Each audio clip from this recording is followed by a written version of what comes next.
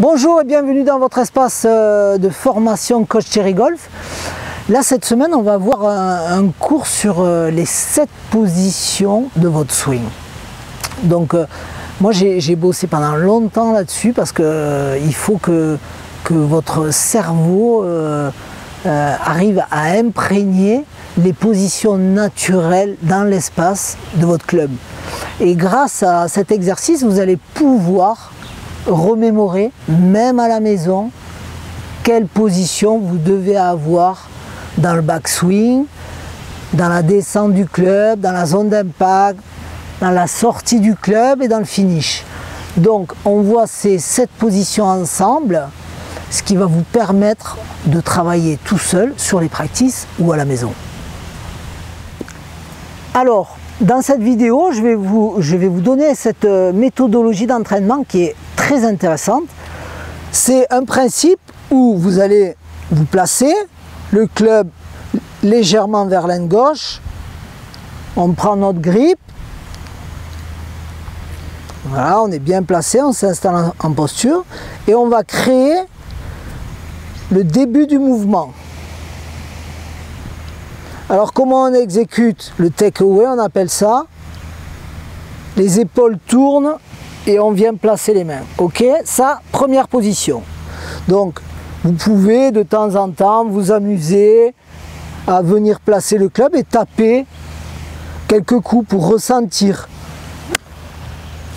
Voilà, ça vous donne une façon de swinger qui peut être un principe d'approche. Position numéro 2, voilà, je me place, je passe par la 1 et je vais à la 2. Voilà, je vais à la 2. 1, 2. Je peux m'amuser aussi à taper la balle. Au début c'est un peu compliqué. 1, 2. Ensuite, on a vu les 2 premières positions. 1, 2. Je vais placer les épaules et ensuite j'arme les poignets pour venir placer le club. Ensuite, j'arme les hanches, je démarre par les hanches, je viens placer le club parallèle au sol et en direction de la ligne de jeu. Si votre club est là, votre balle va partir à droite. Si votre club est là, votre balle va partir en poule, à gauche, directement à gauche. Donc cette position-là, elle est très importante. J'arrive, 1, 2, et je viens replacer par le corps et les hanches, le club parallèle au sol et en direction de la ligne de jeu. Ok ?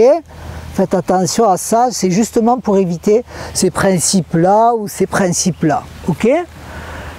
Ensuite, on passe par la zone d'impact. Mais la zone d'impact, quand on est bien placé ici, évidemment, c'est beaucoup plus facile. Donc là, on crée de la mémoire musculaire, on appelle ça. Si vous arrivez à le faire lentement, vous allez créer de la mémoire musculaire. Si vous regardez sur les practices de très haut niveau, PGA Tour, Tour européen, beaucoup de joueurs s'entraînent à placer le club au ralenti pour imprégner musculairement de ce que vous faites. Parce que quand ça va vite, musculairement, on sent beaucoup moins de choses. Donc on passe 1, 2, 3, j'ai placé ici, j'ai déjà actionner mes hanches. 4, je suis dans la zone d'impact, mes hanches sont en direction de la cible, mon pied droit est encore au sol. La prochaine, 6, les bras s'allongent, mes hanches sont en direction de la cible, mon pied droit commence à se lever pour libérer les bras en direction de la cible et ensuite je viens placer le club au finish. Donc je vous refais 1, 2, 3, 4, 5, 6. Ok. Je vais vous montrer de face. Donc je vous remonte de face hein, pour que ce soit bien clair. Vous allez avoir la vidéo de profil, la vidéo de face. Je suis en posture, on a dit le club en direction de l'aine gauche, toujours. Je viens me placer. Je tourne les épaules sans actionner les mains, sans monter les bras. J'actionne les épaules, le club vient bien se placer. 2, je monte les bras, les poignets s'arment naturellement. Je passe ça, on garde la même flexion du poignet du départ jusqu'au backswing, ok. 3, je redémarre par le bras, le bas, pardon, les hanches. Mes bras ne bougent pas, hein. L'action, elle se fait par la rotation du corps qui vient placer le club. Là, j'ai le club bien placé, parallèle au sol et en direction de ma ligne de jeu. 4, je viens à l'impact avec mon pied droit qui reste au sol. Souvent, je vois des joueurs qui lèvent le pied droit beaucoup trop tôt et du coup, votre centre de gravité avance et après, vous me faites des pushs. Donc, on est dans la zone d'impact. Entraînez-vous à faire cette zone d'impact, elle est importante. Plus vous allez la faire, plus votre cerveau va l'imprégner et vos muscles aussi vont l'imprégner. 4, zone d'impact.